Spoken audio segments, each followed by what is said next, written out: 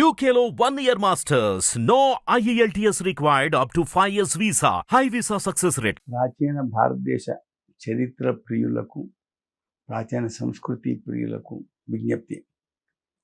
ఆంగ్లేయులు క్రీస్తుపూర్వం 4వ శతాబ్దంలో హిందూ మతం పుట్టింది అని రాశారు. అంతకుముందు అంధయుగం ఉంది 1000 సంవత్సరాలను రాశారు. అది నిజం కాదు అని చెప్పడానికి నేను మీకు కొన్ని ప్రమాణాలను చెప్పాను. ఇప్పుడు 19వ ప్రమాణం ఇస్తున్నాను.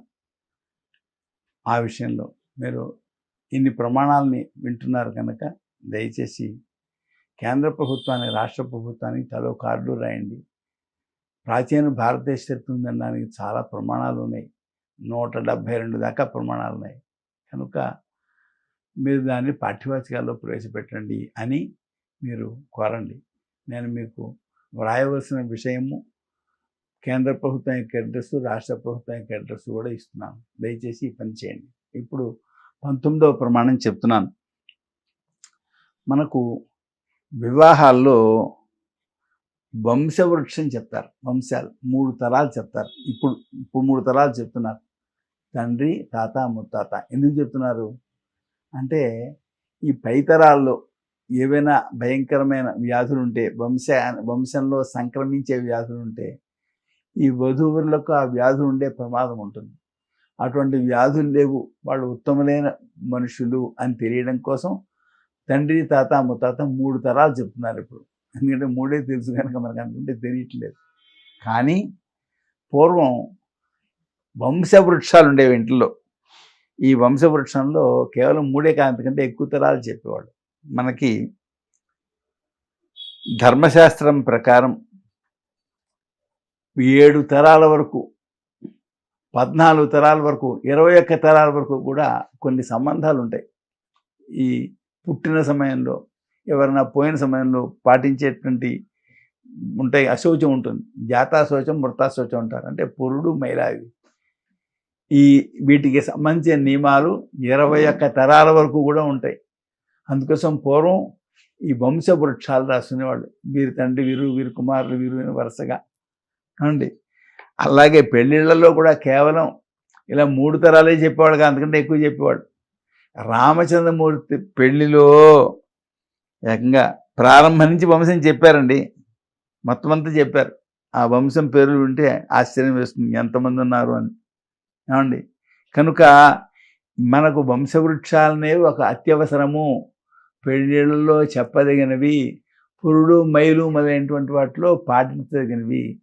కనుక ఆ వంశవృక్షాలు ప్రామాణికాలు.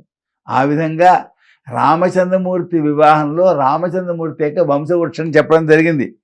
వంశవృక్షం ఎంతమంది చెప్పారో చూడండి. అబ్బా, ఇన్ని పేర్లు చెప్పారు అంటే ఎంత ఆశ్చర్యమో చూడండి. అయోధ్యలో మొట్టమొదటి రాజు ఇక్ష్వాకు. తమిక్ష్వాకు అయోధ్యాయాం రాజానం విధిపూర్వకం అని మొట్టమొదటి రాజు ఇక్ష్వాకు. అంటే భారతదేశంలో మొట్టమొదటి పట్టణం ఏంటది? అయోధ్య. భారతదేశంలో ఏంటి, ప్రపంచంలోనే మొదటి పట్టణం అని చెప్పాలి. కారణం ఏంటంటే ప్రపంచంలో మిగిలిన దేశాల్లో చరిత్రలు పాతవి దొరకవు, ఇక్కడ మనకు దొరుకుతున్నాయి. కనుక ఇక్కడ దొరికిన వాటిలో మొదటి పట్టణం ఏది? అయోధ్య. దాన్ని పాలించిన వాడు ఇక్ష్వాకు. ఆయన కొడుకు కుక్షి, ఆయన కొడుకు వికుక్షి. ఇలా వరుసగా చెప్పారు. అందులో ఆ వరుసలోనే త్రిశంకు వస్తాడు. త్రిశంకు హరిశ్చంద్రుని యొక్క తండ్రి. ఏమండి, ఆ వంశంలోనే మాంధాత వస్తాడు. మాంధాత చక్రవర్తి. చక్రవర్తి అంటే కేవలం ఒక రాజ్యాన్నే కాకుండా ఎన్నో సామంత రాజ్యాల్ని తన క్రింద పెట్టుకుని పరిపాలించినవాడు. సామంతులకు అధిపతి అనమాట చక్రవర్తి. మాంధాతుడు చక్రవర్తి అని అంటారు. చాలా గొప్పవాడు. వీళ్ళు చెప్తుంటారు పూర్వకాలంలో వీళ్లకు పట్టణాలు లేవు, మరి పెద్ద పెద్ద రాజ్యాలు అవి లేవని. కానీ మనకి చక్రవర్తి ఉన్నారు. 6 చక్రవర్తులు ఉన్నారు. 6 చక్రవర్తులు, 16 మహారాజులు ఉన్నారు. అంటే కేవలం తన రాజ్యాన్నే కాకుండా తన చుట్టూ కొన్ని సామంత రాజ్యాలను కూడా ఏలినటువంటి వాళ్ళు అనమాట. అందులో ఈ మాంధాత ఒక చక్రవర్తి. ఏమండి, అలాగే మరి ఇలా వరుసగా పేర్లు చెప్పినట్లయితే ఎందరో వస్తారు. సగరుడు ఒక ఆయన. అందులో సగర చక్రవర్తి అని అంటారు. ఈ సగర చక్రవర్తి దగ్గర నుంచి ఇంకా వరుసగా లెక్క పెట్టుకుంటూ వస్తే కల్మాషపాదుడు, అంబరీషుడు గాథ బాగా ప్రసిద్ధం. అంబరీషుడు వలన విష్ణుమూర్తికి దశావతారాలు ఏర్పడ్డాయి. నహుషుడు ఒక గొప్ప రాజు, యయాతి ఒక మహారాజు. ఏమండి, ఆ వంశంలో అజమహారాజు యొక్క కుమారుడు దశరథుడు, దశరథ మహారాజు యొక్క కొడుకు శ్రీరామచంద్రుడు అని ఆదివంశ విశుద్ధానాం రాజ్ఞాం పరమధర్మిణాం. ఇది ఆదివంశం, ఇక్ష్వాకు వంశం. ఆ వంశంలో విశుద్ధమైనటువంటి పరమధర్మాత్ములైనటువంటి రాజుల వంశంలో ఈ రామలక్ష్మణుడు పుట్టారు అని చెప్తారు. అంటే ఇక్కడ మనం 2 అంశాలు గమనించాలి. ఏంటది? రామచంద్రమూర్తి యొక్క వంశవృక్షం లభిస్తోంది. ఇక్కడ ఇక్ష్వాకు దగ్గర నుంచి రాముడి వరకు కూడా వంశవృక్షం రామాయణంలో లభిస్తోంది. ఇతిహాసమైన రామాయణంలో లభిస్తోంది. కనుక రామాయణం ఇతిహాసంగా గుర్తించడం వలన, ఇది ఒక చరిత్ర అని తెలుసుకోవడం వలన రాముడే కాదు, రాముడి గురించి రాముడిని మొదలుకొని అంతకు ముందు ఉండేటువంటి రాజులు ఇక్ష్వాకు దగ్గర నుంచి కూడా లభిస్తున్నారు. ఆది మొదటి పట్టణం అయోధ్యానగరం అనే విషయాలు కూడా మనకి తెలుస్తున్నాయి. ఇక్కడ ఈ వంశం ఒకటే కాదండి, ఇక్కడ జనకుని యొక్క వంశం కూడా చెప్పారు. జనకుని వంశం కూడా చెప్పారు. చూడండి ఎంతమంది ఉన్నారు.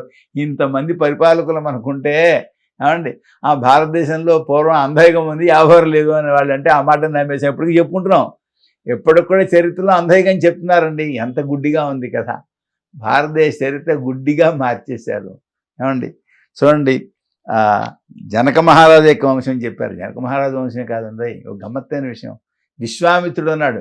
విశ్వామిత్రుడు తర్వాత ఋషి అయ్యాడు. ఆయన మొదట రాజు, గొప్ప తపస్సు చేసి ఋషి అయ్యాడు. ఆ విశ్వామిత్రుని యొక్క వంశం కూడా దీంట్లో ఉంది, రామాయణంలోనే ఉంది. ఎందుకని వాళ్ళకి తెలుసు వంశాలు. ఒక చిత్రం అండి, ఈ రాజులు ఉన్నారే వాళ్ళు వాళ్ళ వంశాలని గురించి అధ్యయనం చేసే కొందరు మనుషులు పెట్టుకునేవాళ్ళు. ప్రత్యేకించి వాళ్ళని మాగధులు అనేవాడు. ఈ మాగధులు ఏం చేస్తారు? వంశాన్ని గురించి చెప్తారు వాళ్ళు ప్రత్యేకించి. ఎందుకు చెప్పడం? మరి కావాలి కదా. ఇప్పుడే చెప్పాను కదా, పురులకు మహిళలకు. అంతేకాకుండా పెళ్ళిళ్ళలోనూ వంశాలు అవసరం. వీటి కోసమని వంశవృక్షాలను చెప్పేవాళ్ళు రాజులు పెట్టుకునేవారు. మామూలు వాళ్ళు వంశవృక్షాలు రాసి ఇంట్లో పెట్టుకున్నారు. చూసారా?